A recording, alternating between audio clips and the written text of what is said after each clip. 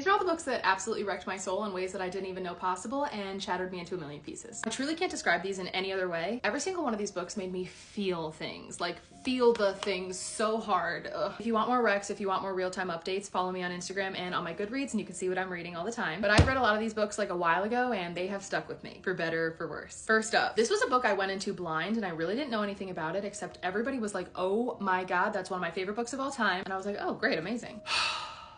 Wow. Still Beating by Jennifer Hartman. Guys, you want to talk about a book that's gonna wreck you? This is pretty high up on that list. I'm not really even sure how you top this. I believe we consider this to be dark romance. Like dark romance. If you're a person worried about trigger warnings, check them. Honestly, just check them for this whole stack. But I tend to go into books blind. This will shock you to your core. This will make you cry. This will make you want to puke, but you will not be able to put it down. Okay, I've talked about this book a lot of times at this point, and I still don't know exactly what to say about it. Hello, Credence. We meet again. Credence by Penelope Douglas is gonna mess you up. Cause you might end up liking the book, but you're not supposed to. There's a lot of things messed up about this book. It's gonna mess you up. It's gonna wreck you. I cannot in good conscience tell you to read this book, but like, I might like quietly recommend it to you. But I will deny it if you tell anybody I said that, so good luck. Okay, this next one hurts me. I feel comfortable saying it's like actually an amazing book, but I don't feel comfortable saying you should read it because I hated reading it. But it was so intense, so deep, oh my God. It's my Dark Vanessa. Arguably the hardest book I've ever gotten through in my life. You just want to crawl out of your skin. You want to jump into the book and like shake the people in it and try to help. There's so many things wrong in this book, but like you empathize with the characters. It's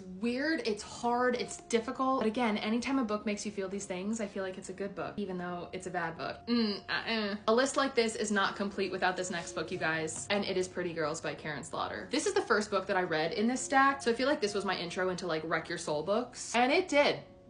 I'm not even gonna lie. I see people on Book Talk sometimes be like, what's so good about Pretty Girls? Like, it's not even that bad.